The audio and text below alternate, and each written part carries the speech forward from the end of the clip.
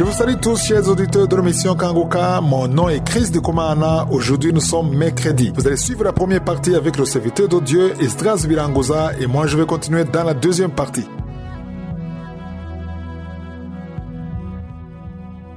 Shalom.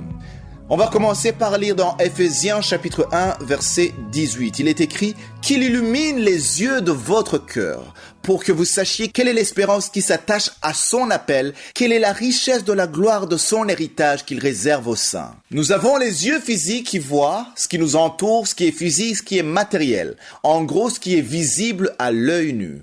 Mais cela n'est pas suffisant, car ces yeux ne voient pas ce que Dieu nous a préparé. Ils sont limités.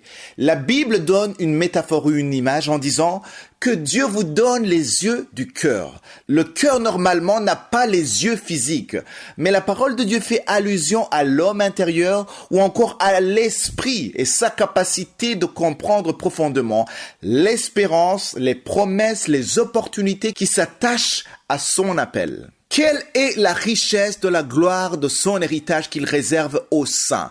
On peut être croyant et ne pas voir spirituellement, ne pas être capable de discerner ce qui vient de Dieu. Pourtant, il y a des promesses, des bénédictions que Dieu a préparées pour ceux qui croient en lui. Il est important de prier, de demander à Dieu d'éclairer les yeux de notre cœur. Lorsque les yeux du cœur ne sont pas éclairés, c'est là que tu vas rencontrer des problèmes pendant la journée. Tu vas commencer à dire que Dieu favorise les autres et pas toi. Dieu ne t'aime pas comme les autres pour qui tout marche bien. Pourquoi tu agis ainsi alors? Parce que les yeux du cœur ne sont pas éclairés. Tes yeux du cœur voient l'obscurité. C'est comme s'ils étaient voilés par rapport au plan que Dieu a préparé pour toi. Satan fait tout son possible pour que nos yeux du cœur restent dans l'obscurité, en utilisant des distractions, des problèmes, des soucis de la vie. C'est pourquoi chaque matin, nous devons prier, nous devons préparer la journée. Il faut demander à Dieu de t'éclairer pour que tu te rappelles chaque fois les promesses qu'il a pour toi. Il faut que tu te rappelles ce qu'il te demande de faire, comment marcher sur son chemin. Il te rappelle les paroles que tu reçois chaque jour. Quand les yeux du cœur sont éclairés, le Saint-Esprit peut te rappeler une parole que tu as déjà entendue il y a très longtemps. Et cette parole va te fortifier. Avant de commencer ta journée, c'est-à-dire le travail, le stress du travail, les études, les responsabilités que tu as chaque jour, prie chaque matin afin que tu saches quel est ton appel. Là où je suis te veut. Pourquoi? Parce que la journée peut t'influencer. Les personnes que tu vas rencontrer peuvent t'influencer. Si tu n'es pas préparé, tu n'as pas prié. Si tu n'as pas prié, c'est le monde qui va te diriger, qui va diriger l'homme intérieur.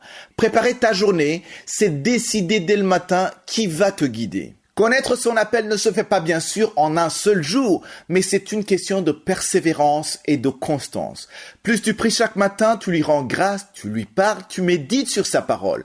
Plus il te dirige, il enverra des personnes qui vont t'aider. Tu entendras sa parole, sa voix, parce que je suis à un plan pour ta vie. Quand tu pries dès le matin, tu t'alignes avec le ciel, avec le plan de Dieu. Même si tu as l'impression que parfois il n'y a rien qui se passe de spécial, il faut savoir qu'il n'y a aucune prière qui est vaine. Dès le moment où tu invites Dieu de te diriger, il oriente tes décisions. Il te donne la paix du cœur. Parfois, il t'avertit de ne pas faire quelque chose. Il te parle. Le plan de Dieu ne se découvre pas dans la distraction ou dans l'ignorance de la prière, mais plutôt dans la communication avec je suis. Beaucoup de gens subissent la journée, subissent leurs émotions, les circonstances, et ils vont passer à côté des bénédictions que Dieu leur avait préparées. Quand les yeux du cœur sont éclairés, on peut voir les bénédictions que Dieu a mises sur notre chemin, même au milieu du chaos. Les yeux physiques voient la réalité, mais les yeux du cœur ou les yeux spirituels voient la vérité de Dieu.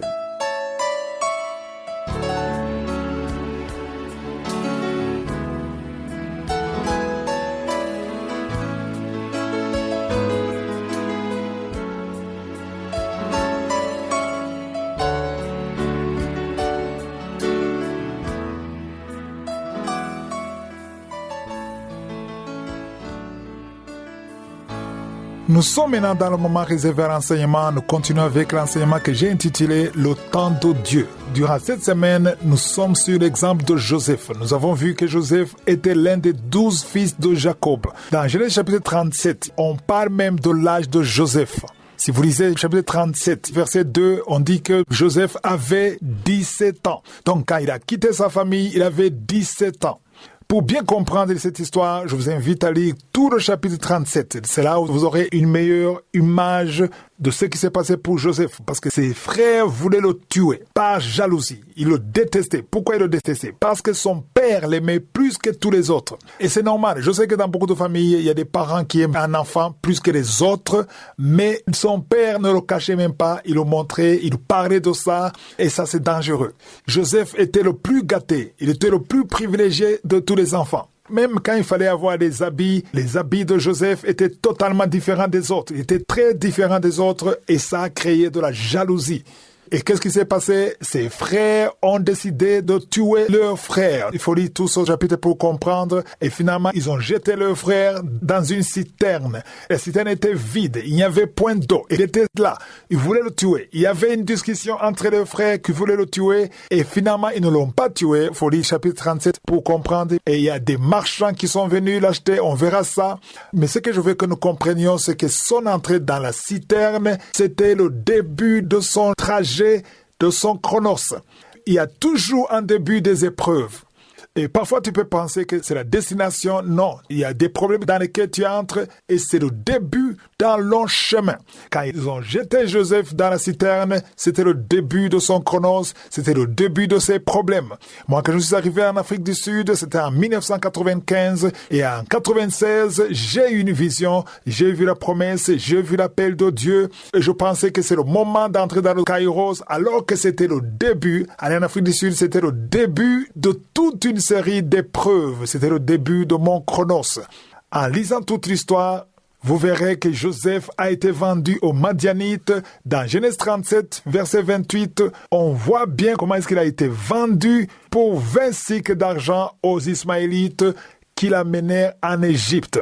Alors, je vais vous donner un résumé de tout ce que nous allons voir dans cette histoire de Joseph parce que c'est très intéressant, parce que plus tard, nous verrons que le fait qu'il a été vendu et qu'il a été amené en Égypte, c'était le plan de Dieu.